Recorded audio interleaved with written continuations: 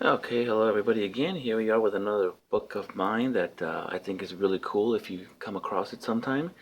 This particular one was printed in 1990, so it's pretty old. It's from the last century, but it was definitely a very nice book back in its day. It still is now, but it was one of the good ones, and it was really small in altogether. Now there is a World War II version of this one, so look out for that too. And if you like this one, you'll probably like, I'm sure you will like that one as well. Now, this was written by Laurent Marouz, who also wrote that big um, um, French Army book that I reviewed earlier. So if you saw that video, you'll know who I'm talking about. Um, let's look at the inside of this book real quickly, make it a short video.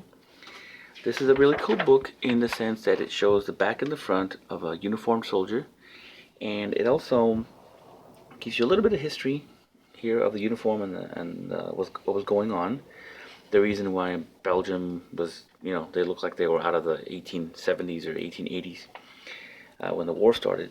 And over here, they have like a little silhouette or ghost-like pictures of the equipment, and sometimes it'll give you the model number of the particular equipment that you're looking at, and sometimes it'll give you just a name.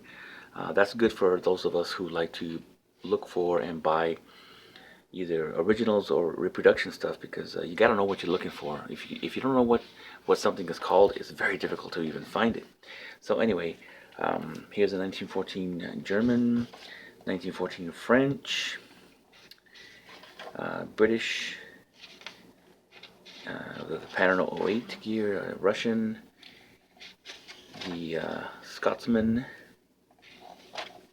another French here in 1915. When they started changing their red trousers and blue coats to the horizon blue, and then of course they started wearing their little helmet bowls that they turned into helmets eventually, and they were wearing a lot of hodgepodge stuff because they did not have a complete sets of horizon blue equipment. So you'd see corduroy pants and such.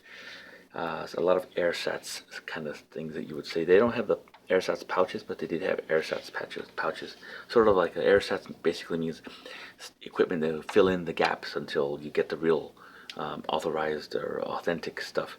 Here's another German with no more Pickelhaube, and they're covering their very easy to see eagle and shiny stuff on their hats or their headwear because it was not a helmet. Here's an Italian Biseglieri, if that's how you say it. Uh, Pretty cool that they're showing the early brown pouch as opposed to the one that most people know, which is the green one. In case you didn't know, the British also had a pattern 1914 leather equipment. Again, I guess more of an airsats type of thing until they got enough P08s, pattern 08s. Here's a Verdun French soldier with a Berthier now, a long rifle Berthier, which were first introduced in 1907.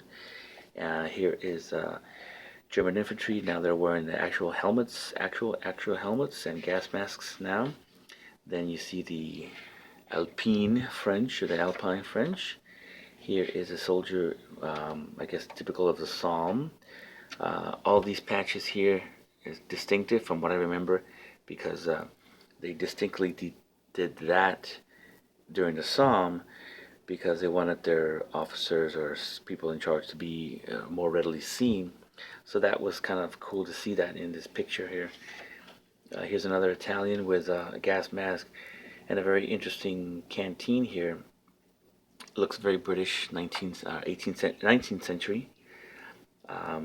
Also, the Russians and the Italians, as you can see, had basically the same thing.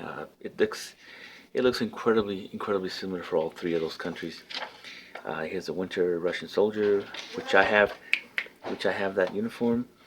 Here is French Foreign Legion. Something interesting here, the 2-liter canteen. I always think it's kind of cool to learn about these things. 2-liter canteen was said to be something in either later war or World War II, but actually by 1905, these guys in North Africa had the 2 liters, so they existed before World War One. Here's the Belgians that finally got into the 20th century, and here's more Italians. Now we're wearing the green ammo pouches and still their canteens. Here's the Austrians with those pouches that I reviewed in another video. Here's more Italian assault infantry. Here's assault French with a short coat, not a long one. Gas mask, grenades and such. Here's is a Russian with Russian and French equipment mixture, and with even a berthier. The Russians were so desperate for weapons that they had everything and anything. They had, what they say on Sea and Arsenal, there were more Type 30 Arasakas in World War One on the west in Russia than there were in Japan, the Type 30 Arasakas. So they got a hold of Graz, they got a hold of Verlis, they got a hold of whatever they could get a hold of. So here is when the first Americans started to show up in Europe. Very nicely tailored, stand-up collar, pea green and early 1910 canteen, pea green equipment, this early style 1910 leggings, no puttees as they say. Here's an assault German with carrying the grenades or the potato mashers. And here's a more 1918 standard uniform for the American soldiers. A lot less fancy, a lot less tighter fit, more loose. And the new cartridge belts, new canteen covers. And here's a nice cool picture of a Lewis gun soldier with a leather jerkin and leather equipment. Here is an African American under French French flag, and he even has a berthier, but an American uniform. Everything else is French. Here's a French with a show shot, and German, almost starting to look like World War II right there. And of course the U.S. Marines, who had also their pea green Eagle Snap equipment here, pretty cool looking. And their uniforms were actually tailored different, at least at the beginning of the war. I think they all became uniform. Anyway, it talks about the color because it definitely stayed differently than regular infantry. So anyway, I hope that you guys like this book.